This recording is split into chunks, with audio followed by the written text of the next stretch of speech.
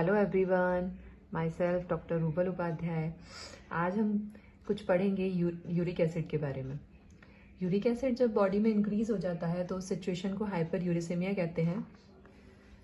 तो uric acid होता क्या है? यूरिक एसिड एक वेस्ट प्रोडक्ट है। जब भी हम प्यूरिन रिच डाइट लेते हैं तो उसका वेस्ट प्रोडक्ट जो होता है वो है यूरिक एसिड। फाइनली सब चीज़ें मेटाबोलाइज होती हैं लीवर में, और मेटाबॉलिज्म होने के बाद में जब प्यूरिन रिच डाइट का मेटाबॉलिज्म होता है तो लास्ट प्रोडक्ट उसका जो निकलता है, वेस्ट प्रोडक्ट, एंड प्रोडक्ट, उसको बोलते हैं यूरिक एसिड। ये नॉर्मली किडनी से फ्लश आउट हो जाता है थ्रू यूरिन। तो प्यूरिन मेटाबॉलिज्म होने के बाद में यूरिक एसिड मिलता है last product. What is hyper यूरेसीमिया?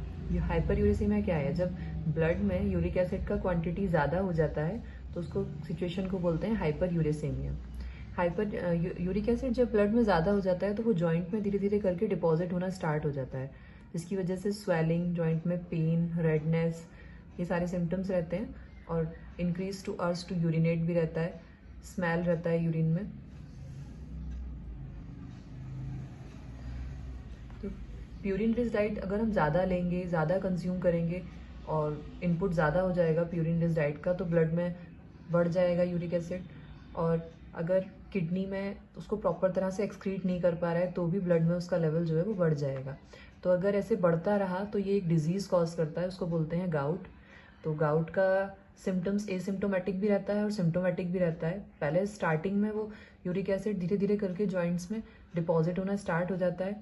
Start होने के बाद में जब बॉडी उस पर रिस्पॉन्स करती है तो जॉइंट में इन्फ्लामेशन, स्वेलिंग, रेडनेस, बहुत सीवियर पेन होता है, जॉइंट इफेक्टेड हो जाता है। मेनली जो बिग टो होता है वो ज़्यादा इफेक्ट करता है, पैर का जो बड़ा अंगूठा है वहाँ पर, उसके जॉइंट पे मेनली ज़्यादातर कॉमनली ये एक्यूमुलेट होते हैं यूरिक एसिड के क्रिस्टल्स। बाकी हाथों में, हाथ के जॉइंट में, थंब में, और भी बॉडी के किसी भी जॉइंट में हो सकता है ये प्रॉब्लम। तो हमें क्या करना है जिससे कि हाई प्यूरिन डाइट्स, जैसे कि प्यूरिन जो है हमारी बॉडी में ज़्यादा हम कंज्यूम ना करें और यूरिक एसिड भी ज़्यादा ना बने।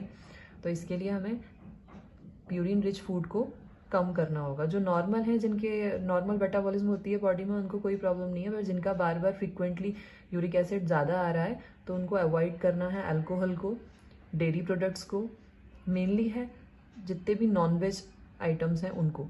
तो नॉनवेज में आप चिकन, मीट, फिश, ये सब अवॉइड करना है, डेयरी प्रोडक्ट्स अवॉइड करने हैं, अल्कोहल अवॉइड करना है। और लिमिट में जो चीज़ें लेनी है वो हैं, कुछ सब्जियां हैं जैसे ब्रिंजल है, कॉलीफ्लावर है, मशरूम है, ये सब कम से कम लेना है, लिमिट में लेना है, क्योंकि ये भी प्यूरिन को बढ़ाएंगे और यूरिक एसिड उससे इंक्रीज हो जाएगा।